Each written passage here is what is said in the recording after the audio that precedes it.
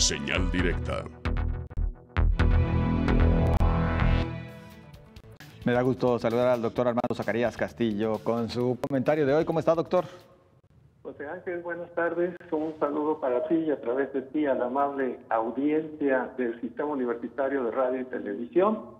Pues efectivamente, en los últimos 2 meses, que para efectos de una consideración general, podríamos decir que en este año prácticamente, que es el segundo de la 4T, se ha incrementado la sensación institucional de incertidumbre, fundamentalmente por la falta de claridad en la programación y organización de gobierno.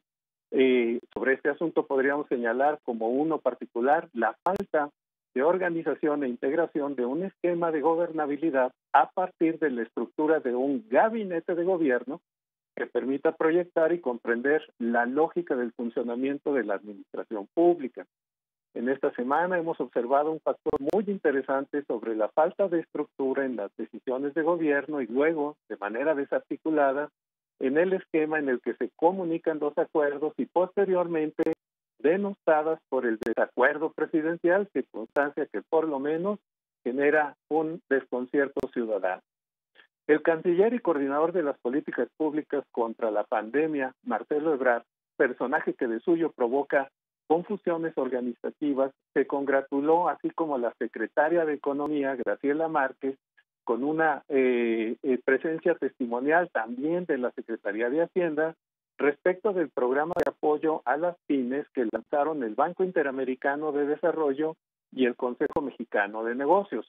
Este acuerdo no implica una intervención de las finanzas públicas, sino solamente ser testigos del proceso entre el BID y el CMN, pero implicó una amplia descalificación presidencial que definitivamente marca una confusión para la ciudadanía respecto de la trama organizacional del gobierno.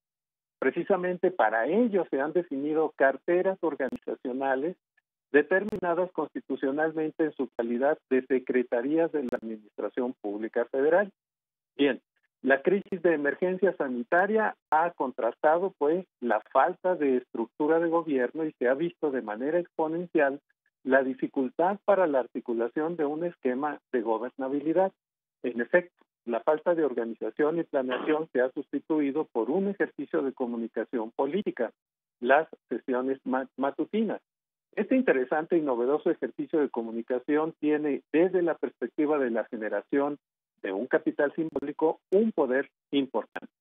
El problema consiste en que un ejercicio de esas características debería responder a la lógica de la articulación de una serie de estrategias de organización de un gabinete articulando los ejes de funcionamiento de la administración pública y, en consecuencia, la difusión de tácticas de gobierno que adquieren sentido en su correlación con un funcionamiento práctico. Una comunicación sin estos elementos de sustento no informa con claridad. Ahora, se han incorporado 2 nuevos elementos claramente extraordinarios por efecto de la pandemia, pero con consecuencias en la comprensión de la lógica institucional. En este momento se cuenta, además de la conferencia matutina presidencial, por otra conferencia, la de la Secretaría de Economía a la mitad de la tarde, mencionando cifras y cantidades sin un contexto que permita agruparlas en la lógica de una política. Y finalmente tenemos otra sesión, la que encabeza el subsecretario Hugo López-Gatell, abordando el desarrollo de la pandemia. Es decir, hay 3 elementos que contribuyen bajo el principio abstracto de transparencia. Generan una inundación de datos sin condiciones para articular la comprensión del sustento de las políticas. Y por otra parte, tampoco hay una correlación entre las 3 conferencias y el contenido de la información de las 3. Durante el primer año de gobierno, la perspectiva de trabajo del modelo de comunicación tuvo como eje de reforzamiento la imagen de un nuevo régimen, así como de una diferenciación sustancial con las administraciones que le precedieron. Es decir, el acento, claro está, se estableció con una evidente dimensión de fortalecimiento ideológico de la nueva administración. Esta administración se concentró en la imagen carismática del líder de Morena, que se convirtió en presidente. La falta de una plataforma de administración pública ha evidenciado las enormes carencias en el conocimiento de la estructura institucional y el funcionamiento de esa trama institucional a partir del principio de legalidad en la que se fundamenta el desarrollo de una administración pública. Es decir, los procedimientos jurídicamente sustentantes del avance de las novedades administrativas se ha sustituido paradójicamente o simbólicamente con la fuerza emocional de las conferencias matutinas, pero sin una clara sustentación formal. Precisamente por eso el desconcierto que genera, por una parte, la denostación de un acuerdo que no compromete ni compete al gobierno federal, pero descalificado por el presidente, como lo es el convenio entre los hombres de negocios mexicanos y el Banco Interamericano de Desarrollo. Por otra parte, en el plano meramente simbólico, la contaminación de que fue objeto la secretaria de la Función Pública, Ermeréndira Sandoval, presente en una reunión de una parte del gabinete y señalando en su cuenta de Twitter que no se detenía en el combate a la corrupción sin el seguimiento de la sana distancia decretado por el subsecretario de Salud, Hugo López-Gatell, y la confirmación de la enfermedad plantea entonces una contradicción entre las señales emitidas por el gobierno. La sustitución del principio de legalidad.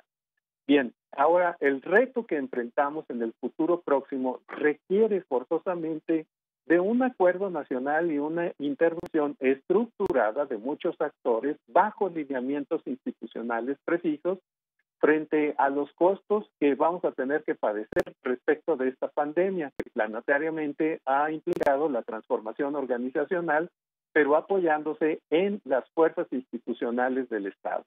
Se requiere, pues, para terminar, con una dimensión de gobierno sustentado en la gobernanza y no propiamente en una perspectiva electoral.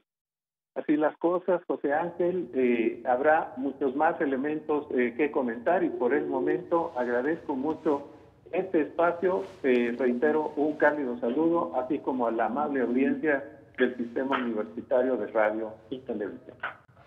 Regresamos con gusto el saludo y estamos al pendiente para la próxima semana. Muy amable. Muchísimas gracias. Hasta luego. Hasta